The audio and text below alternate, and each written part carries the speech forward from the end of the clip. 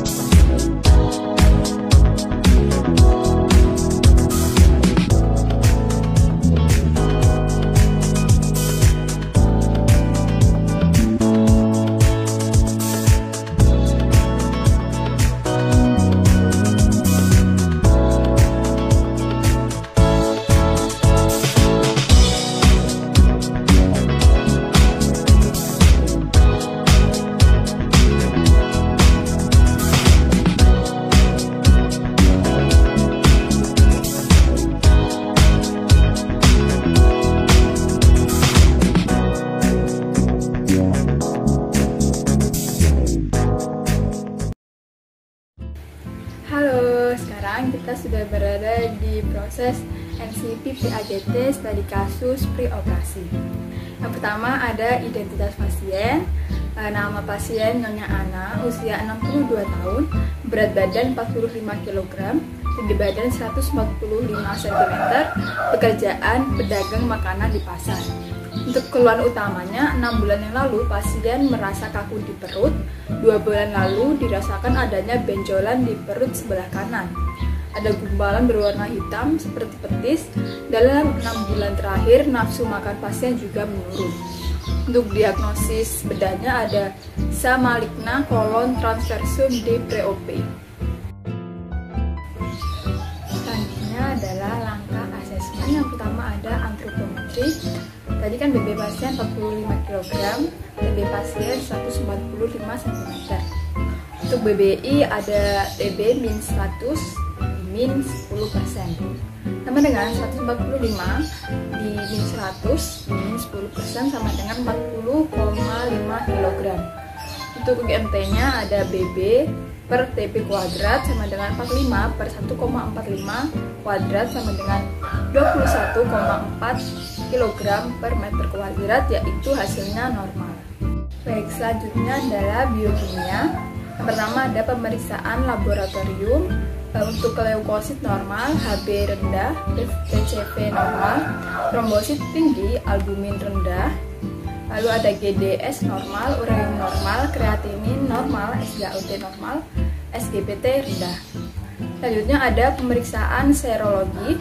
Untuk CA tinggi, natrium normal, kalsium normal, dan klorida normal. Selanjutnya ada pemeriksaan penunjang, yaitu dari USG ada SUS K kolon assessment, BONO dan kolon inlop, hasilnya SUS peak malignon kolon transversum D. Untuk EKG hasilnya ditemukan RBBB kompleks EK faktor usia. Untuk DD hasil gangguan elektrolit. Selanjutnya ada hasil dari data fisik klinis. Untuk kesadaran umumnya CM atau compos mentis. Selanjutnya ada abdomen flat, suhu 36 derajat Celcius, nadi 80 kali per menit, dan buang air kecil lancar. Untuk dietary history, untuk energi ada 1532 kilokalori, protein 45 gram, lemak 81 gram, karbohidrat 182 gram. Baik, selanjutnya ada perhitungan AMB perempuan, yaitu 655 plus 9,6 dikali BB plus 1,8 dikali TB min 4,7 dikali umur. Jadi 655 plus 9,6 dikali 45 plus 1,8 dikali 145 min 4,7 dikali 62 sama dengan 655 plus 432 plus 261 min 291,4. Hasilnya adalah 1056,6 kilokalori. Selanjutnya perhitungan TEE sama dengan AMB kali FA kali FS sama dengan 1056,6 dikali 1,2 dikali 1,4 sama dengan 1775,08 kilokalori. Selanjutnya perhitungan energi kebutuhan. Yang pertama pagi yaitu 25% dikali TEE sama dengan 25/100 dikali 1775,06 sama dengan 443,77 kilokalori. Untuk selingan pagi 10% dikali TEE sama dengan 10/100 dikali 1775,08 sama dengan 177,5 kilokalori. Untuk siang ada 30% dikali TEE sama dengan 30/100 kali 1775,08 sama dengan 532,52 kilokalori.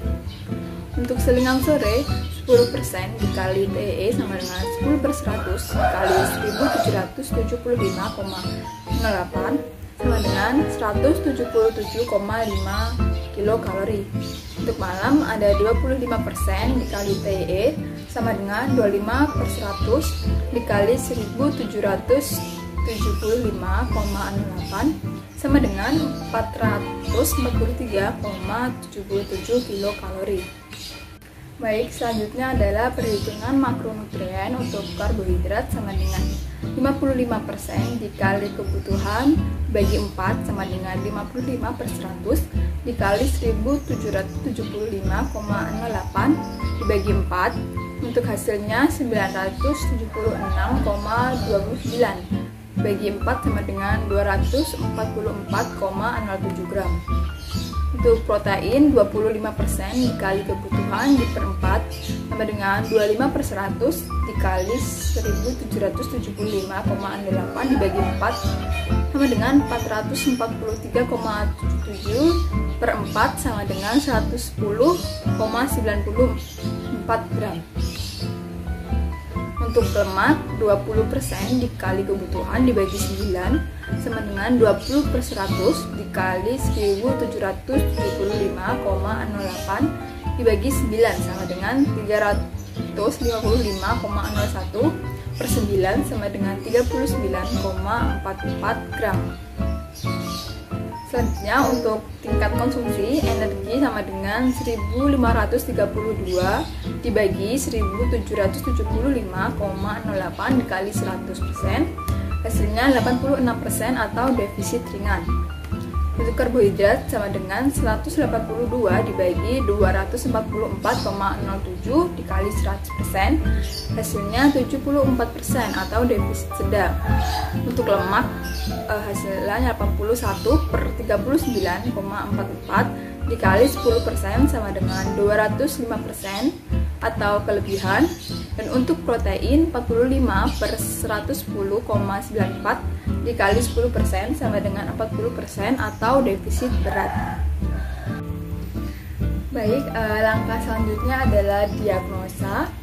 Pertama, NI 2.1 asupan oral tidak adekuat berkaitan dengan nafsu makan pasien yang berkurang, ditandai dengan hasil persen tingkat konsumsi dari energi, karbohidrat, dan protein defisit. Selanjutnya, NI 5.6.2 asupan lemak berlebih berkaitan dengan asupan lemak yang berlebihan dari kebutuhan, ditandai dengan hasil persen tingkat konsumsi lemak yaitu kelebihan.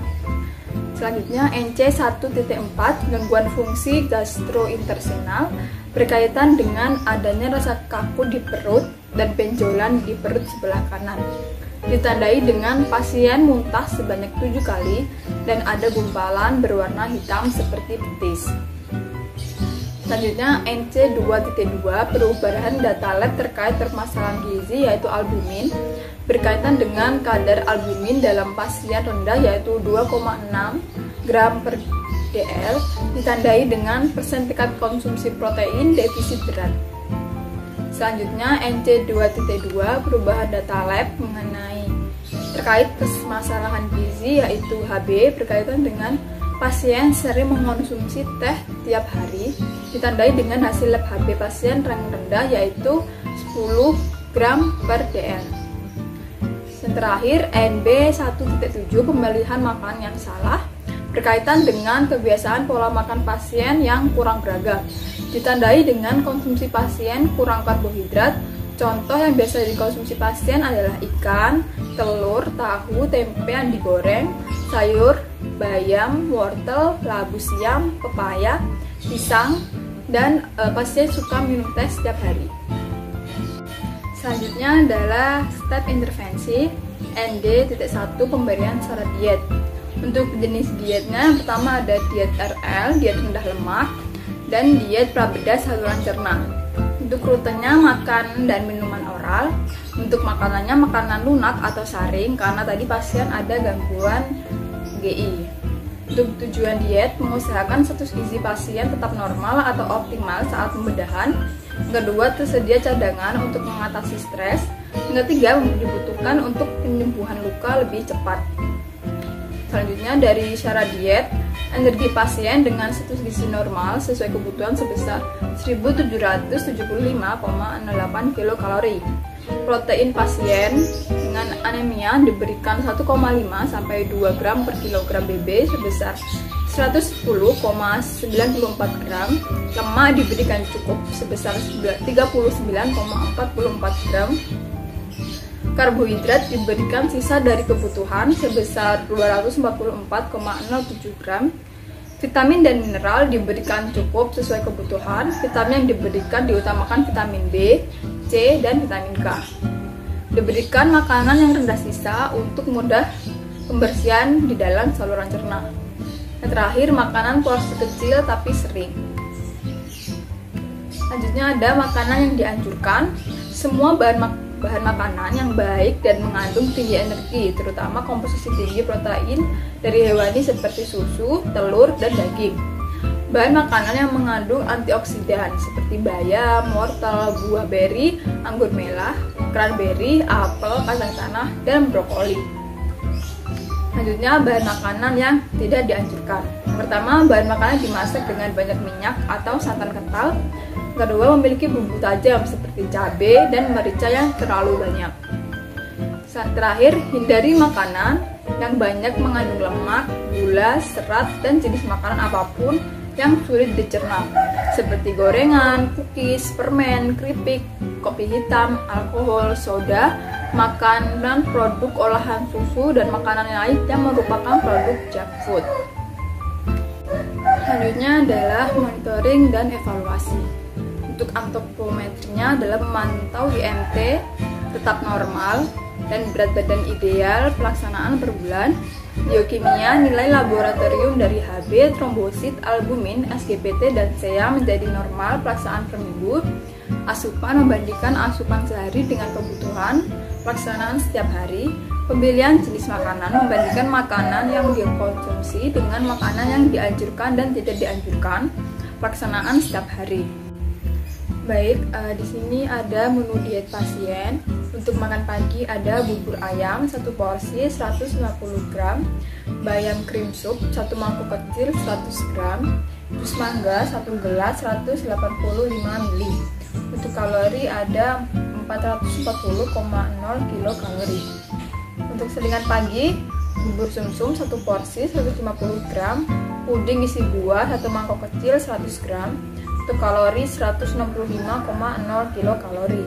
Untuk makan siang ada pure kentang 1 buah 100 gram, ayam cincang bumbu kuning 1 potong 50 gram, roladi tahu 1 potong 40 gram, sup jagung wortel kacang panjang 1 porsi 45 gram, sari apel 1 buah 100 gram. Untuk kalori 523,9 kilokalori. Untuk selingan sore ada kotel tofu 1 potong 30 gram dan jus pisang 1 gelas 185 ml. Untuk total kalori 177,4 kilokalori. Untuk makan malam ada nasi tim 1 piring kecil 100 gram, stuffed egg 1 butir 60 gram, tahu bumbu kuning 1 potong 40 gram, sup labu siam iris tipis 1 porsi 50 gram, wortel cream soup 1 porsi 100 gram, tempe gulung bumbu bakar 1 potong 40 gram, dan jus anggur 1 gelas 185 ml. Total kalori 442,3 kilokalori. Untuk total kalori menu diet tadi ada 1591,7 kilokalori. Baik, berikut adalah total analisis dari NutriSurvey. Dan ini adalah contoh leaflet edukasi tentang pre-operasi.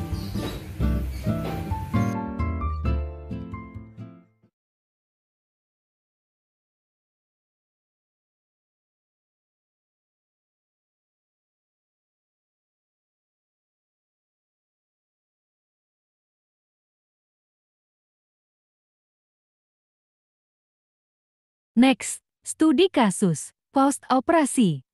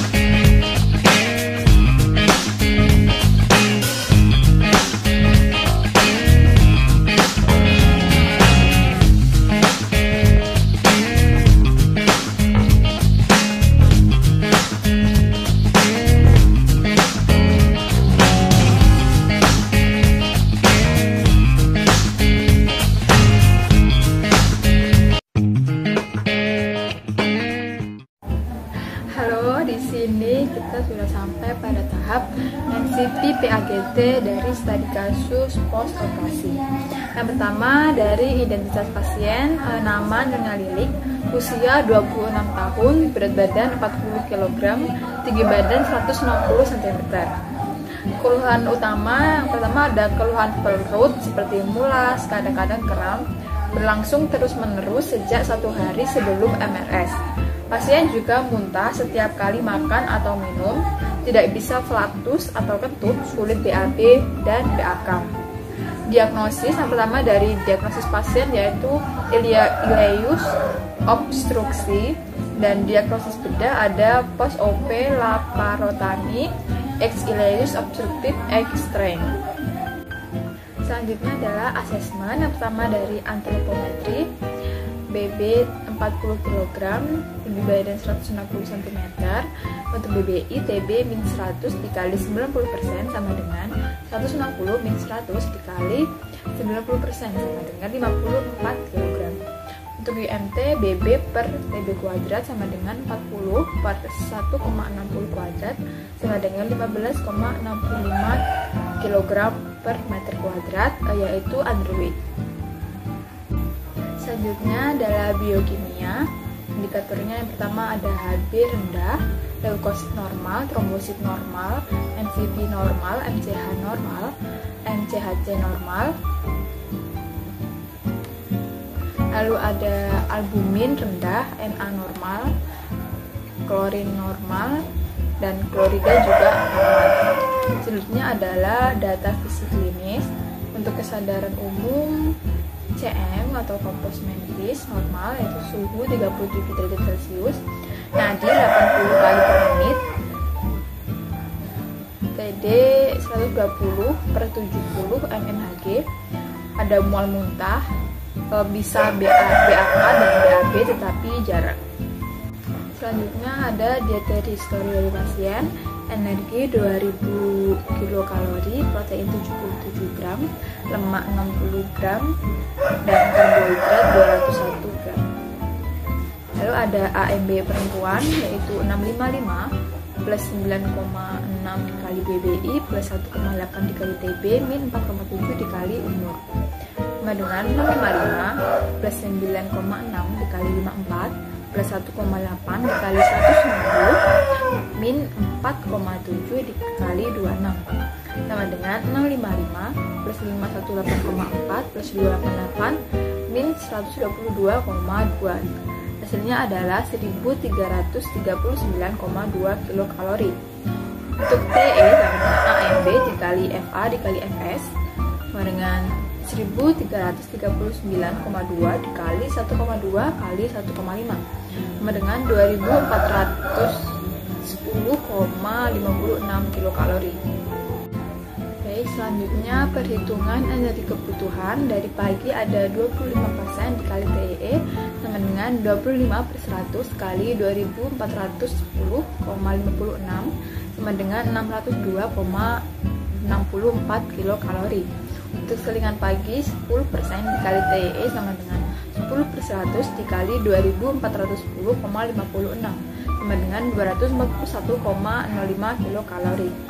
Untuk siang 30% dikali TEE sama dengan 30/100 dikali 2410,56 sama dengan 723,16 kilokalori. Untuk selingan sore ada 10% dikali TEE sama dengan 10/100 dikali 2410,56 sama dengan 241,05 kilokalori. Untuk malam ada 25% dikali TEE sama dengan 25/100 dikali 2410,56 sama dengan 602,64 kilokalori. Selanjutnya perhitungan makronutrien.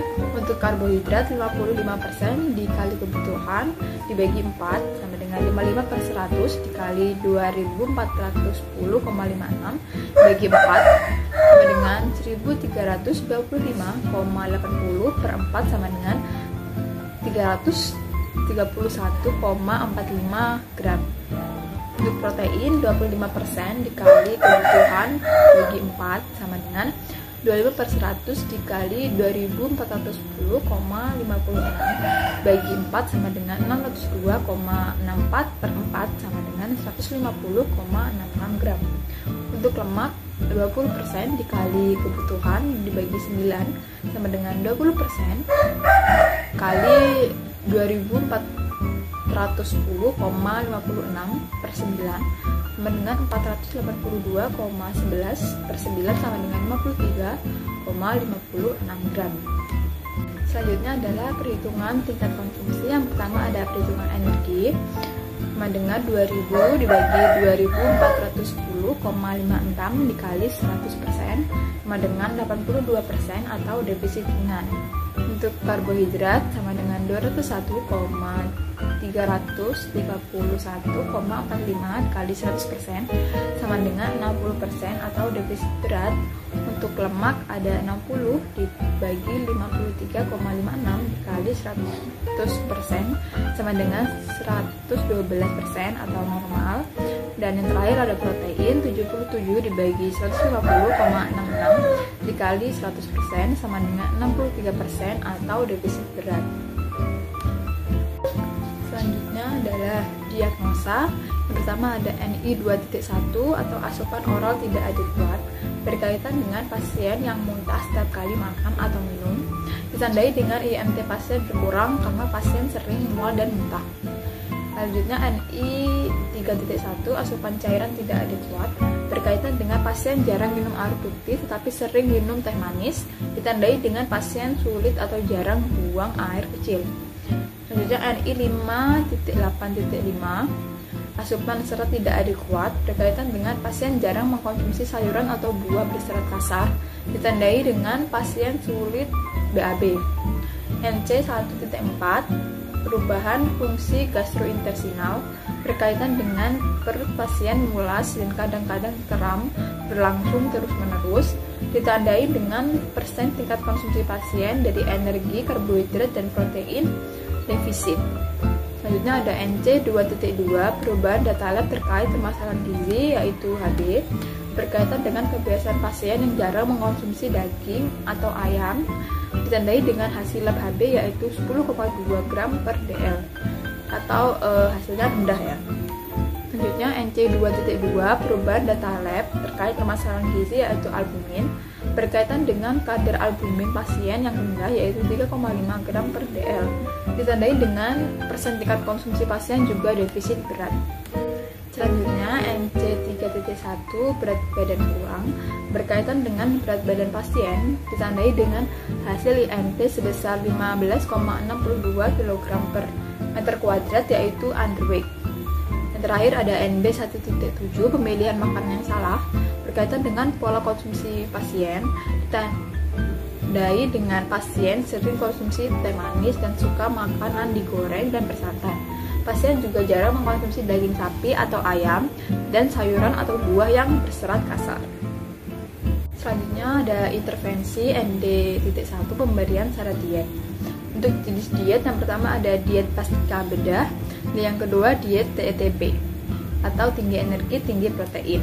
Untuk rutenya makanan atau minuman oral, bentuk makanan saring atau lunak karena tadi pasien ada gangguan gastrointestinal. Untuk tujuan diet, mengupayakan agar status pasien kembali normal dan mempercepat penyembuhan, dan memberikan kebutuhan dasar yaitu cairan, energi, dan protein.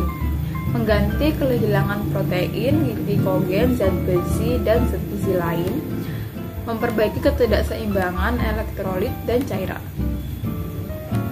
Untuk syarat dietnya, makanan diberikan secara berhati-hati sesuai dengan kemampuan pasien untuk menerimanya. Yang kedua, makanan diharapkan dapat merangsang peristaltik lambung. Untuk makanan yang dianjurkan, yang pertama ada daging ayam, lalu ikan kaya asam lemak omega 3, tahu tempe, alpukat, sayuran hijau, wortel, buah beri, roti gandum utuh, sayuran hijau, dan kacang-kacangan atau biji-bijian. Untuk makanan yang tidak dianjurkan, ada makanan kering dan menggunakan pengawet seperti buah-buahan kering, dendeng, dan beberapa jenis keripik. Yang kedua, makanan olahan seperti sosis dan kentang goreng. Yang ketiga, susu dan produk olahan susu seperti keju. Yang keempat, daging merah. Selanjutnya ada monitoring dan evaluasi. Yang pertama, antropometri yaitu berat badan ideal dan IMT menjadi normal per bulan. Biokimia, nilai laboratorium dari HB, trombosit, albumin menjadi normal per minggu. Untuk fisik dan klinis, memantau mual, muntah, susah BAP dan BAK menjadi normal pelaksanaannya per minggu. Untuk asupan, membandingkan asupan sehari dengan kebutuhan. Untuk pelaksanaannya setiap hari, pemilihan jenis makanan, membandingkan makanan yang dikonsumsi dengan makanan yang dianjurkan dan tidak dianjurkan, pelaksanaan setiap hari. Selanjutnya ada menu diet pasien. Yang pertama dari makan pagi ada bubur saring 200 gram, loaf hati sapi 50 gram, rolade tahu kukus 40 gram, sayur bening bayam labu siam 100 gram, pure melon 100 gram, dan air putih 185 ml. Untuk total kalori tadi 549,0 kilokalori. Untuk selingan pagi ada bubur kacang hijau saring 100 gram dan alpukat potong 100 gram. Untuk total kalori 173 kilokalori. Untuk makan siang ada nasi tim saring 200 gram, orak-arik telur sosis 80 gram, tempe cincang halus, bumbu kari 30 gram, sayur sop daging cincang plus wortel 100 gram, pure apel 100 gram, dan air putih 185 ml. Untuk kalorinya 654,7 kilokalori. Untuk selingan sore ada jus pisang 100 gram dan roti gandum 80 gram. Untuk total kalori 235 kilokalori. Untuk makan malam ada bubur saring 200 gram, tumis labu walu 100 gram, loaf tahu 40 gram, makaroni egg skotel 100 gram, pisang raja serai 50 gram, lalu ada air putih 185 ml. Untuk total kalori 506,8 kilokalori. Dari seluruh menu tadi, total kalori menu dalam sehari yaitu 2118,5 kilokalori. Berikut adalah total analisis dari Nutrisurvey. Terus selanjutnya berikut ini adalah leaflet edukasi tentang post operasi.